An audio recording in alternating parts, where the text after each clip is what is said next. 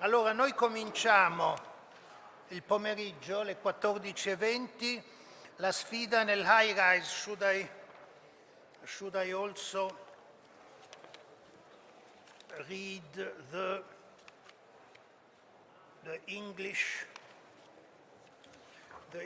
version of the presentation? Ah, this is also Italian. Bah, non la trovo, lei ce l'ha in inglese? Anyway, vorrei chiamare Giuseppe Dibari e Leandra Rodenhuis di Deerns, nel caso di Giuseppe Dibari, Deerns Italia, Leandra Rodenhuis invece Deerns, la sede centrale di Amsterdam. E il titolo, mi ha trovato l'inglese? Sì. Il titolo in inglese è Challenges in High-Rise Buildings, from Sustainable to Data-Driven Design. Allora, buon pomeriggio e grazie professore per l'invito. Let's see if it works.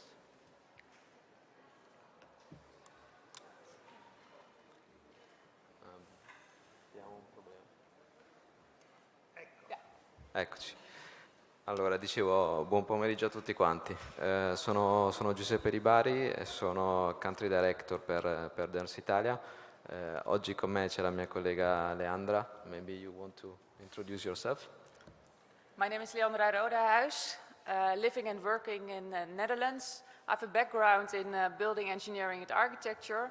And I'm within Deerns responsible for the unit Special Building Consultancy, with consist disciplines like smart building specialist, safety and security specialist, technical due diligence. So really the special forces within the MEP.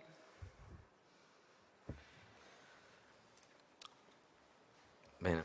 Scusate se adesso faremo la nostra presentazione in inglese, però così teniamo la continuità del discorso e Leandra mi ha promesso che la prossima presentazione la farà in italiano, corretto? I will do. Abbiamo ancora qualche... La facciamo muovere? Verde? Okay. So, we have been told to have our presentation just after lunch, so we decide to start telling you how we design HVAC system in a rise building with all our number, but of course it is a joke. We would like to tell you something a bit more interesting, but before, let me just spend 1 minute to tell you something about us. Deerns is an international engineering consulting firm operating in 8 countries with 15 offices and a team of more than 500 professional engineers. We actually work in 5 different markets, data center, clean technology, healthcare, airport, and of course, commercial and public real estate. We have an overall turnover aiming for this year of 60 million, and Deerns Italia is actually the second largest office in the group with more than 100 colleagues operating between Milan and Rome. We do have quite a strong commitment on decarbonization. In 2019, we signed our commitment with the World Green Building Council to bring to net zero carbon by 2025 all our operation and also all the contribution that we bring and deliver to our client and partner. So, what are we going to tell you today? Actually, we decided to Leandra to have quite a quick overview about challenges that we have been facing when we started designing high-rise building in Italy, but also integrating with some overseas, international, experience. And that is what we would like to tell you in the first part. And then Leandra will will tell you what we are actually thinking about future and how we are starting to design future building.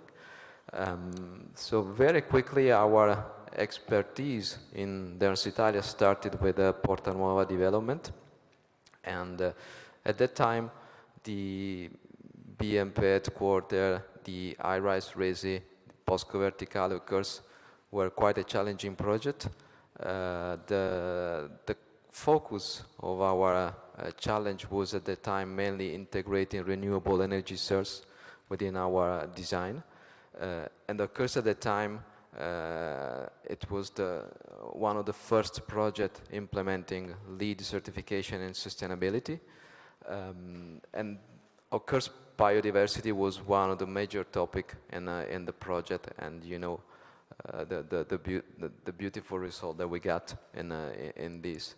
Moving forward, actually a few years later, still designing high-performance building, but thinking how we can introduce smart technology within our design. And the Edge in Amsterdam, which is not really an high-rise, I would say more a mid-rise building, but was quite critical for us because it was the first smart and energy-neutral building that we were designing at the time.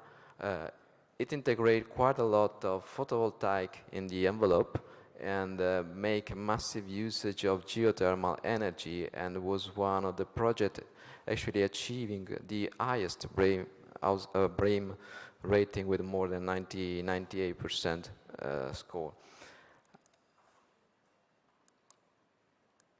After that, obviously Generali Tower was a great gem for our team.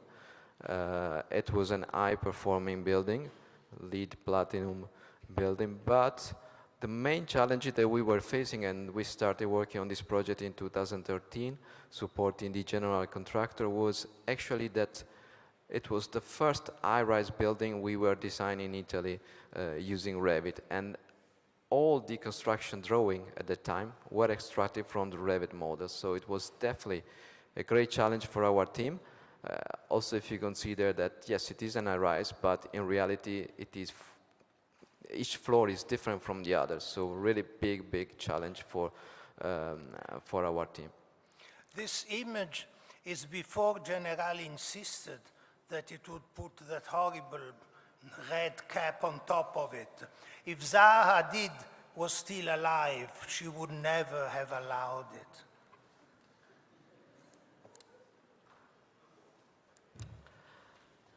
Again, an international reference from our French team.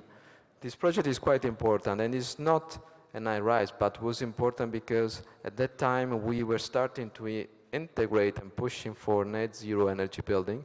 It is a student house, and the beauty of the project is that it is 100% solar power building, and the exercise was really working, as you can see from these sketches, working on the south-facing facade.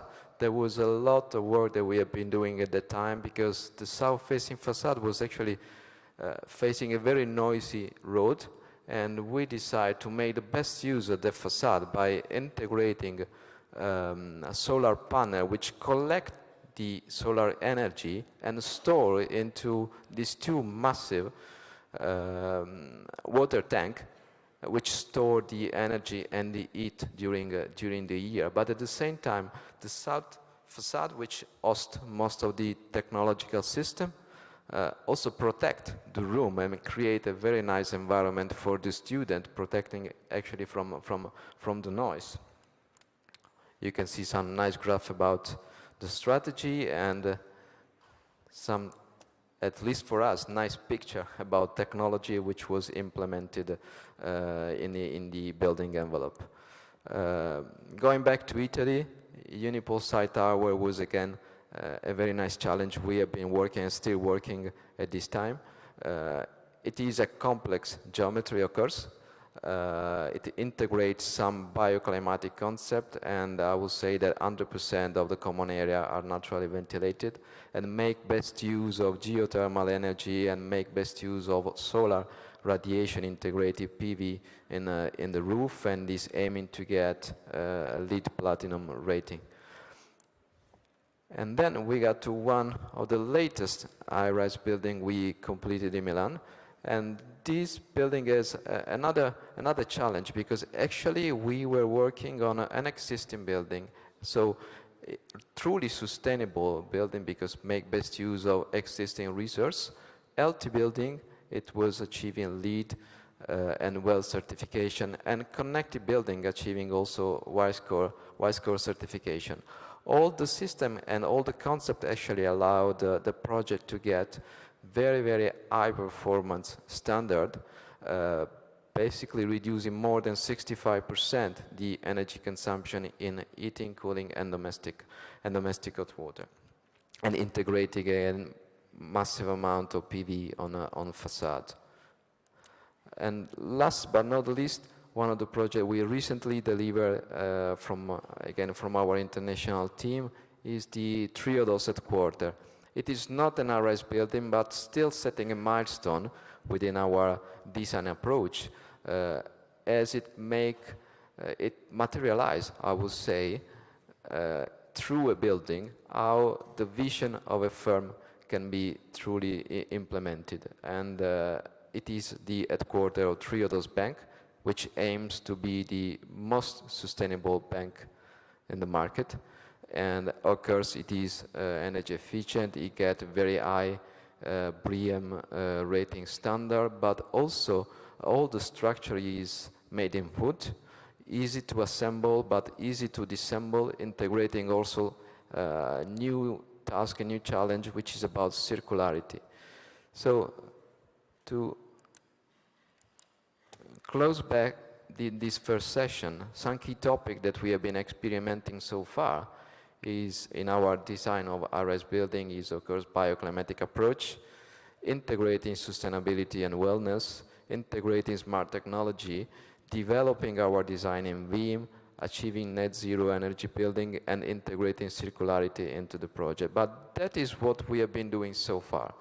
And I'm sure that Leandra will tell you what we are thinking to do in the near future. Thanks, Giuseppe. So what's next? I would like to discuss is how our smart building team is transforming their advisory approach during the last years. We call it from smart building to data-driven buildings.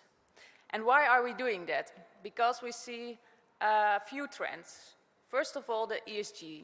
We see that our real estate clients considering carbon footprint, they're considering data availability and data quality as their top priority. But at the same time, we see also that it's the most complex issue to solve. Secondly, we see that artificial intelligence is a trend. It's booming nowadays. And in a study from McKinsey shows us that many sectors adapt already AI. However, the construction sector is quite behind.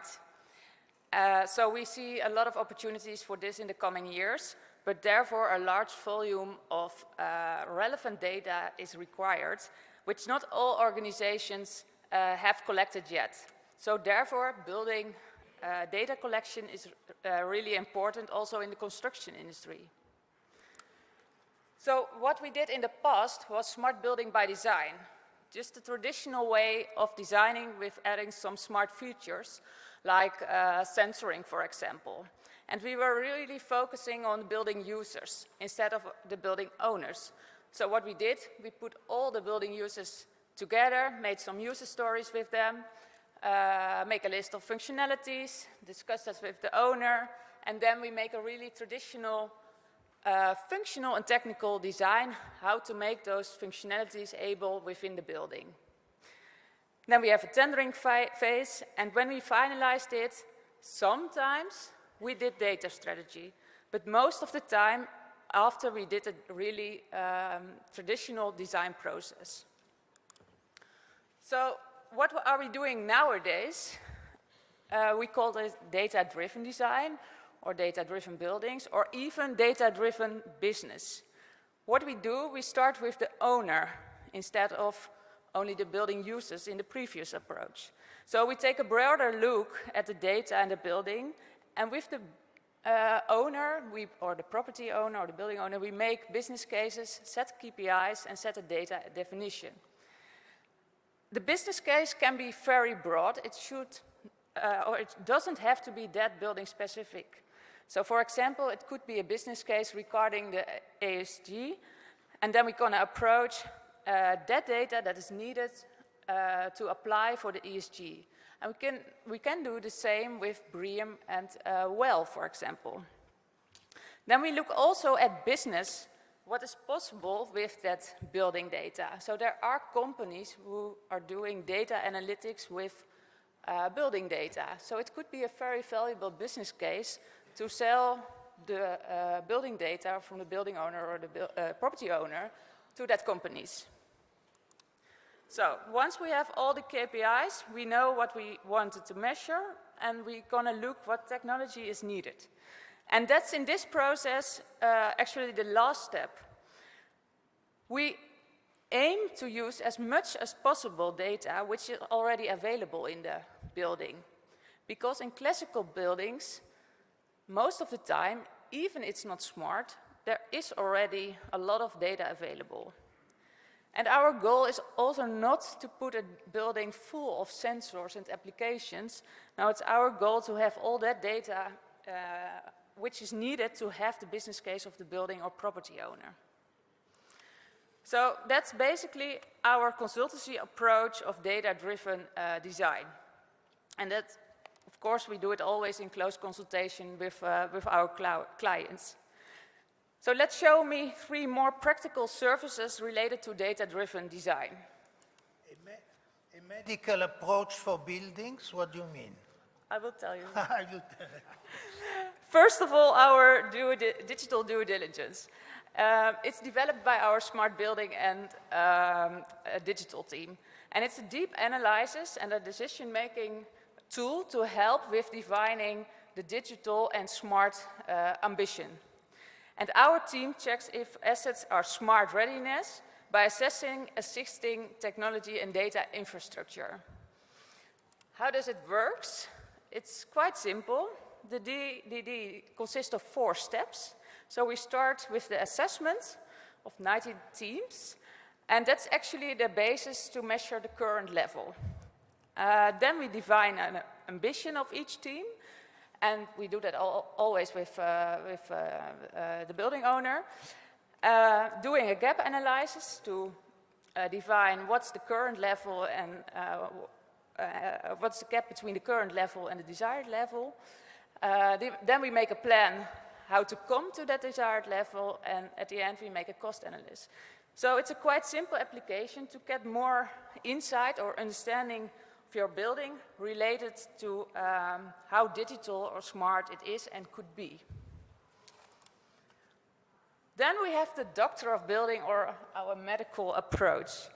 As I mentioned before, it's not our aim to put a building full of sensors and applications. And it's also not our aim to getting as much as data out of the building just for collecting. It's our goal to do data analytics with the data and learn from data to make buildings better and better. So we really want to create an ongoing learning loop.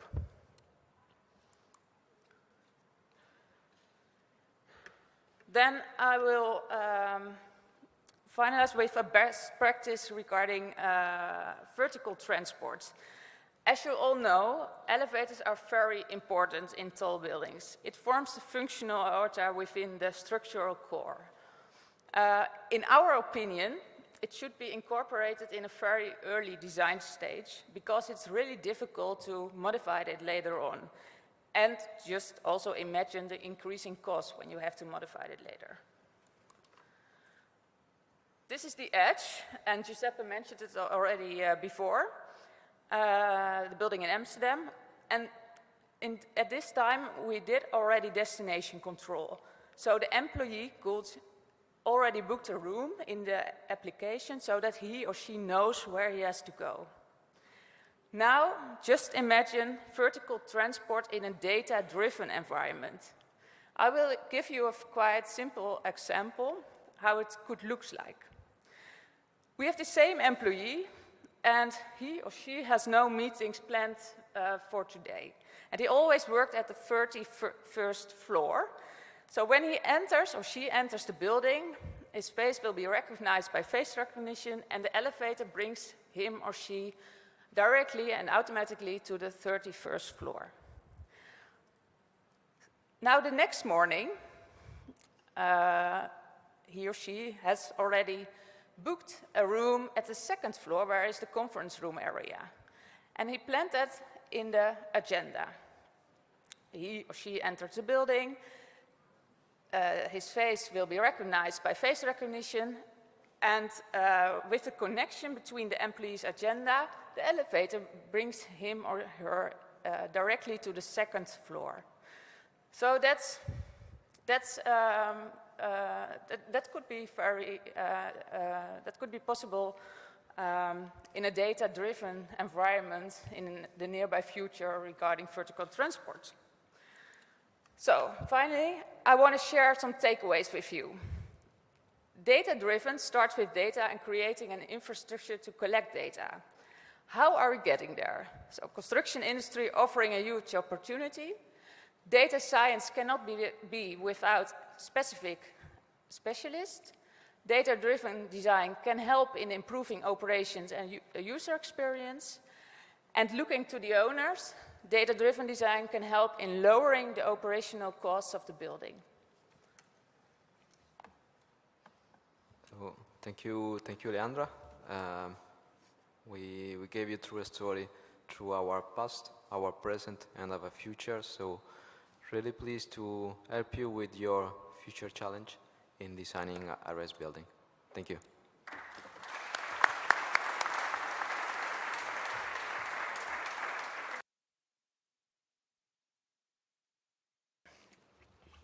La questione dei costi operativi degli edifici, e non solo degli edifici alti, è di grande importanza perché insomma, l'obsolescenza accelera, si cambiano spesso le soluzioni. Vedremo tra poco nell'intervento quando parleremo della torre Libeskind PwC, anche tutta la questione del Global Service. Sappiamo anche che gli usi del BIM sono sempre più 1, 4D, 5D, 6D, cioè si introducono elementi, oltre che di costo, elementi di tempo, eccetera.